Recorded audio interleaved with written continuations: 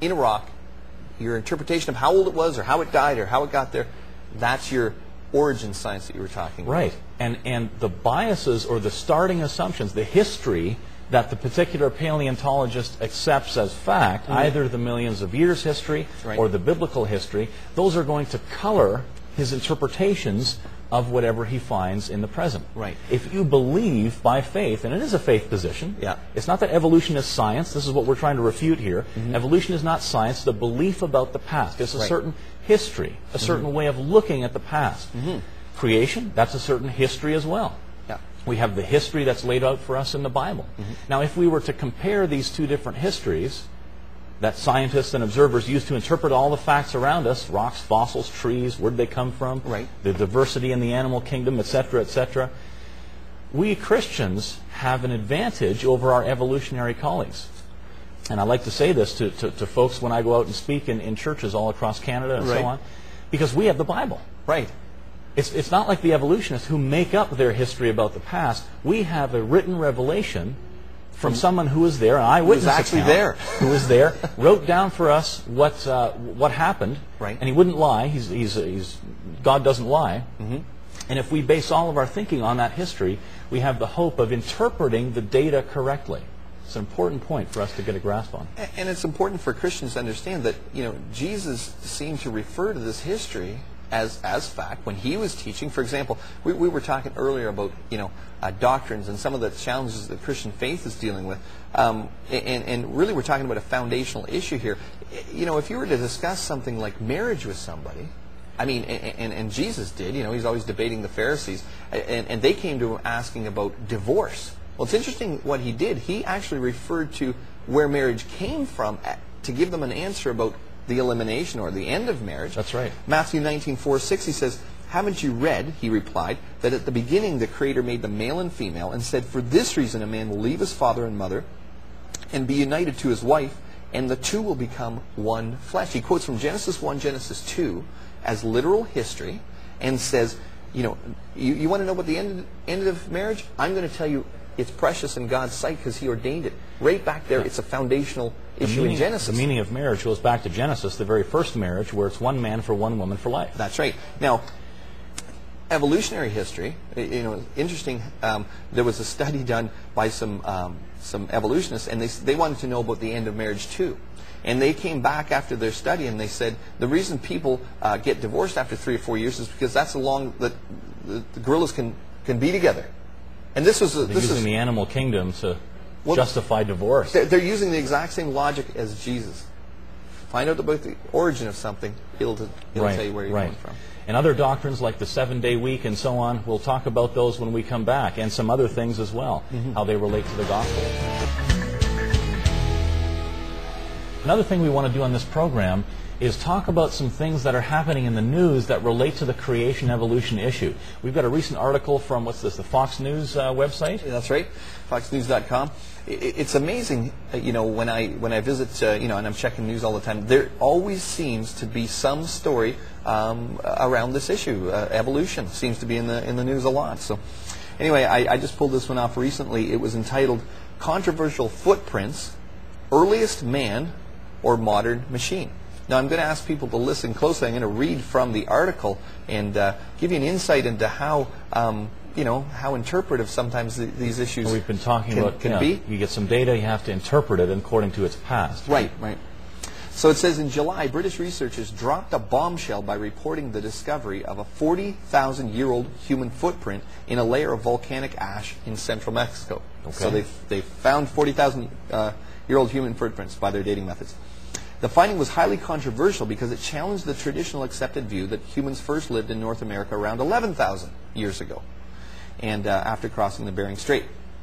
In a new twist, other scientists have performed their own dating of the volcanic ash and obtained wildly different results.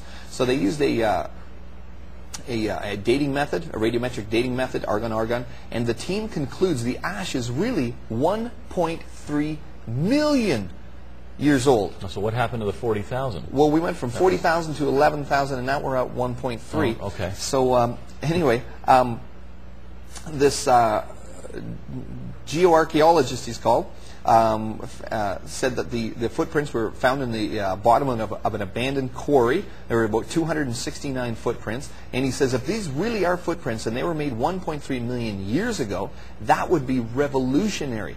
He was involved in the dating. He says humans are not thought to have been even around anywhere near 1.3 million years ago. And according to most scientific estimates, modern humans didn't begin appearing in Africa until about 200,000 years ago. So this is a quandary because they aren't even supposed to appear yet, and now it's 1.3 million years old. But it continues, and it says, if the markings really are footprints, then it would mean one of two things. Either humans disappeared much earlier than previously thought, or the footprints were made by an earlier ancestor of humans, such as Homo erectus. Now, it ends off and it says, so where does that leave things? Well, this is one of the conclusions. It's titled Man, Cow, or Machine. It says, after visiting the site, this person, Rennie, believes that the markings are not really human footprints at all, but rather impressions left by machines or animals that have passed through the quarry in recent times. He says you have to remember this is a public area and vehicles drive across it, and you can see tire tracks on the surface. There are cows and other animals grazing nearby. That's amazing. Well, I just thought that was such a curious article because it starts off talking about human footprints. And by the end of the article, we're talking about that one of the explanations for it might be that these are tire tracks or maybe cow footprints. And I was just wondering, how do you go from human footprints to tire tracks and mistake one for the other? I mean, don't you think that would be a fairly easy thing to understand? And the dating as well. We're all over the map here. Right. I mean, everything from, what was it, 11,000 years to 1.3 million, did you say? 1.3 million, that's right. And so it only seems to be when the reinterpretation of what they might be comes when there's almost a well, there's a problem now with evolutionary theory. See, by most of their theories, man wasn't supposed to appear until this time. So 1.3 million years, that really throws it back. So what can the explanation be? And then they go to, well, it might have been tire tracks. I don't know. It really serves to illustrate what we've been talking about already. Right. That you have data that exists in the present, right. These footprints or tire tracks or whatever they were, yeah. And then you need to make up a story to explain their existence. How did they get there? And the time factor goes into this as well. Some people are guessing as to, well, maybe it was 40,000, the dating methods there, right. And there's assumptions in those dating, there's assumptions actually in all dating methods. Right. The rates at which things decay and so on, and we'll do a show on that in the future. For sure, yeah. And we'll refute some of the assumptions there involved in radiometric dating. But they use some other dating methods, again, lining up with the story of evolution. The Ice Age, for example, was supposed to end or take place about 11,000 years ago. It was supposed to end around 11,000 years ago, the last Ice Age. We'll talk about an Ice Age on one of the upcoming programs. Yeah. There was an Ice Age. Right. Not 11,000 years ago. There was no Earth around 11,000 years ago. But we'll talk about that. That's such a fascinating article because what's the true history of those markings, if they're footprints or whatever? And it just so clearly illustrates that the level of interpretation that needs to go on. It's not observational science. It's not. You can't repeat that. It's a one-time event in history, kind of like creation, and evolution as well. Right. Yeah. You were mentioning the fact that.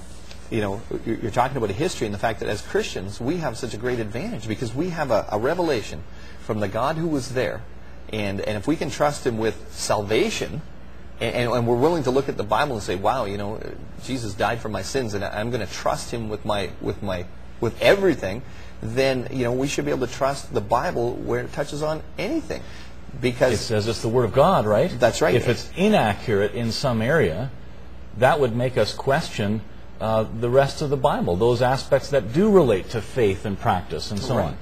And so when I look at these news reports, and of course we're going to be doing this every time we do the show, where we talk about things that we see in the news. But I always tell people, you really should look at this material critically. Don't just accept it as fact like I did when I was in school. I was the student, they were the teacher, and so as I've gone back and looked at some of the things I got taught, boy, they've changed now. Some of the things we're going to be talking about the interpretation. later. The interpretation of those what I considered